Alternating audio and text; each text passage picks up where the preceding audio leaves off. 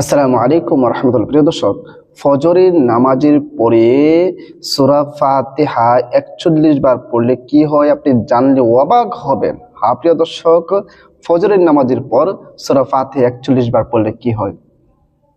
খুবই দামি, খুবই উপকারী, লাভজনক একটি আমল আজকে আপনাদের সাথে শেয়ার করতে যাচ্ছি।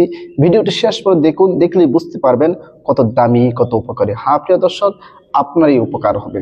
ধৈর্য সহকারে ভিডিওটা শেষ করে দেখুন। হ্যাঁ প্রিয় দর্শক, ভিডিওটি শুরু করার আগে আপনাদের কাছে ছোট্ট একটা রিকোয়েস্ট, যারা আমার চ্যানেলের মধ্যে নতুন আছেন অবশ্যই চ্যানেলটি সাবস্ক্রাইব করে পাশে থেকে বেল আইকনটি বাজিয়ে দিন। প্রিয় দর্শক, কি বলেছি, ফজরের নামাজের পরে সূরা ফাতিহা ৪১ বার পড়লে কি হয়। হ্যাঁ প্রিয় দর্শক, আসলে আমরা জেনে নিই সে আমলটি কিভাবে করব এবং করলে কি লাভ হয় সেটা আমরা জেনে নেব। তার আগে আবারও আপনাদের কাছে ছোট্ট একটা রিকোয়েস্ট করতেছি, যারা আমার এই চ্যানেলের মধ্যে নতুন আছেন তথা রুহানি আমল চ্যানেলের মধ্যে নতুন আছেন অবশ্যই চ্যানেলটি সাবস্ক্রাইব করে নেবেন। প্রিয় দর্শক, ফজরের নামাজের সময় সুন্নত যখন পড়ে নেবেন, ফজরের নামাজের সময় যখন হবে, সুন্নত আদায় করে ফরজ আদায় করার আগে পবিত্র অবস্থায় আপনি আমলটি করবেন। যদি উযু না থাকে তো উযু করবেন, উযু তো থাকবেই, যেহেতু সুন্নত আদায় করবেন, সুন্নতের পরে ফরজ আদায় করবেন এবং এর মাঝখানে তো উযু থাকবেই। এই জন্য উযু অবস্থায় আপনি তো মসজিদে বসে থাকবেন বা রুমে বসে থাকবেন। যদি পুরুষ হয় তাহলে তারা তো মসজিদে যাবে, আর যদি মহিলা হয় তাহলে ঘরে থাকবে। তারা জায়নামাজের মধ্যে বসে সর্বপ্রথম ৩ বার ইস্তিগফার পাঠ করে নেবে। আস্তাগফিরুল্লাহ রাব্বি মিন কুল্লি যামবি ওয়া আতুবু ইলাইহি লা হাওলা ওয়ালা কুওয়াতা ইল্লা বিল্লাহি আলিয়্যিল আযীম। ৩ বার ইস্তিগফার পাঠ করবেন। এরপরে ৩ বার যে কোনো দরুদ শরীফ পারেন পড়ে নেবেন। নবীর মুহাব্বত অন্তরে নিয়ে মনোযোগ সহকারে যে কোনো দরুদ শরীফ আপনি পারেন পড়ে নেবেন। আমি দরুদ ইব্রাহিম পড়তেছি, যে দরুদ শরীফ আমরা নামাজের মধ্যে পড়ে থাকি। আল্লাহুম্মা সাল্লি আলা মুহাম্মাদিন ওয়া আলা আলি মুহাম্মাদ কামা সাল্লাইতা আলা ইব্রাহিম ওয়া আলা আলি ইব্রাহিম ইন্নাকা হামিদুম মাজিদ। আল্লাহুম্মা বারিক আলা মুহাম্মাদিন ওয়া আলা আলি মুহাম্মাদ কামা বারাকতা আলা ইব্রাহিম وعلى آل إبراهيم إنك حميد مجيد। এরকম ভাবে ৩ বার ইস্তিগফার এবং ৩ বার দুরূদ শরীফ পড়া যখন শেষ হয়ে যাবে, এরপর আমি যেভাবে পড়বো ঠিক সেভাবেই পড়বেন। আউযু বিল্লাহি মিনাশ শাইতানির রাজীম। বিসমিল্লাহির রহমানির রহিম।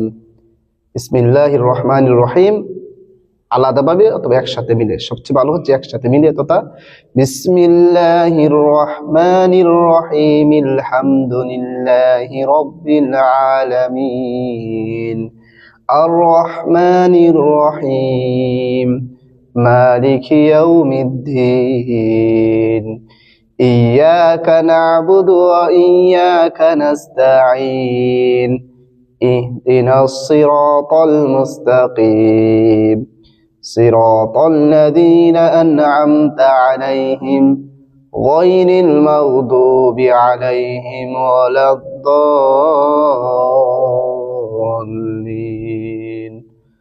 آمين।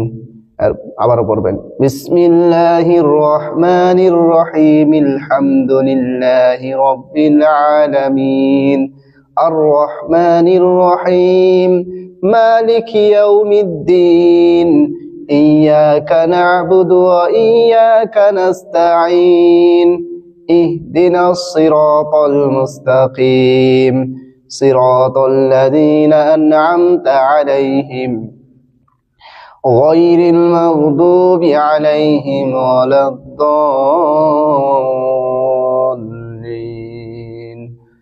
آمين। এরকম ভাবে প্রথমবার আউযু বিল্লাহ বিসমিল্লাহ পড়ে বিসমিল্লাহর সাথে মিলে সূরা ফাতিহা পড়বেন, পরে শুধু বিসমিল্লাহর সাথে মিলে সূরা ফাতিহা পাঠ করবেন। এরকম ভাবে আপনি গনে গনে ৪১ বার পড়বেন। ৪১ বার পড়া যখন শেষ হয়ে যাবে, আবারও শেষে যে কোনো দরুদ শরীফ পারেন আপনি পড়ে নেবেন। আমি এখন ছোট দরুদ শরীফ পড়তেছি।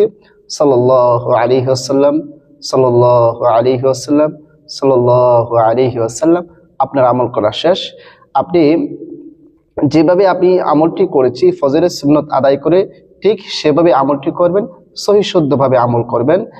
সহিশুদ্ধভাবে যদি আমল না করেন তাহলে কখনো ফলাফল পাবেন না। প্রিয় দর্শক, আরেকটা জিনিস বলিনি, এই আমলের শুরু এবং শেষে দরুদ কেন পড়েছি? ভাই, দরুদের অনেক ফজিলত আছে, সেগুলো এখানে মেন উদ্দেশ্য না।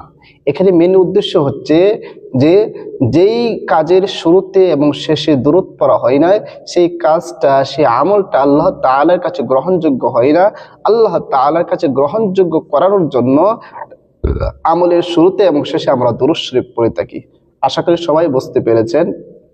এই জন্য আমরা আমলের শুরু এবং শেষে দরুদ পড়ি, তাহলে এই আমলের কার্যকারিতা অনেক বেড়ে যাবে, অনেক শক্তিশালী হয়ে যাবে। প্রিয় দর্শক, এবার আসেন আমরা জেনে নিই যে আমলটি যদি আমরা এভাবে করি কি লাভ হবে, কি উপকার হবে। প্রিয় দর্শক, অনেক সময় আপনার চোখের অনেক ব্যথা হয়, আপনার নিজের হতে পারে, আপনার সন্তানের হতে পারে, যে কারো হতে পারে। অনেক চোখের ব্যথা, চোখ ব্যথা করতেছে, খুব বেশি ব্যথা, তাহলে এই আমলটি করে তার চোখের মাঝে ফু দিবেন। আল্লাহ তাআলা এই আমলের বদলতে তার চোখের ব্যথা নিমিষে শেষ করে দিবে ইনশাআল্লাহ। চোখের ব্যথা সহ অন্যান্য যে কোনো ব্যথা আছে সেগুলো আল্লাহ তাআলা দূর করে দিবে। শরীরের যে অন্য যে কোনো রোগ ব্যাপার আছে সেগুলো আল্লাহ তাআলা দূর করে দিবে।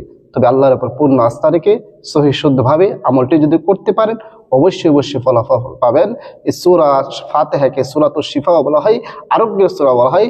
সুতরাং আমি যদি আল্লাহর উপর পূর্ণ আস্থা রেখে সহি শুদ্ধভাবে যদি আমলটি করতে পারি, অবশ্যই অবশ্যই চোখের ব্যথা থেকে, যত ধরনের ব্যথা আছে সব ব্যথা থেকে আল্লাহ তাআলা শিফা দান করবেন, আল্লাহ তাআলা মুক্তি দেবেন ইনশাআল্লাহ। প্রিয় দর্শক, ভিডিওটা বেশি করে শেয়ার করে দেবেন, যেন আপনার শেয়ারের মাধ্যমে অন্যরা পেয়ে আমল করতে পারে এবং উপকৃত হতে পারে। আপনার মাধ্যমে যদি কেউ আমল করে কেউ উপকৃত হয়, অবশ্যই অবশ্যই আপনি সবের ভাগীদার হবেন। ভালো কাজের মধ্যে প্রতিযোগিতা করতে হবে, কোনো খারাপ কাজের মধ্যে নয়। এটা একটি ভালো কাজ, এটার মধ্যে আপনারা বেশি বেশি করে শেয়ার করে দেবেন। সবাইকে অসংখ্য ধন্যবাদ ভিডিওটি দেখার জন্য। আসসালামু আলাইকুম ওয়া রাহমাতুল্লাহ।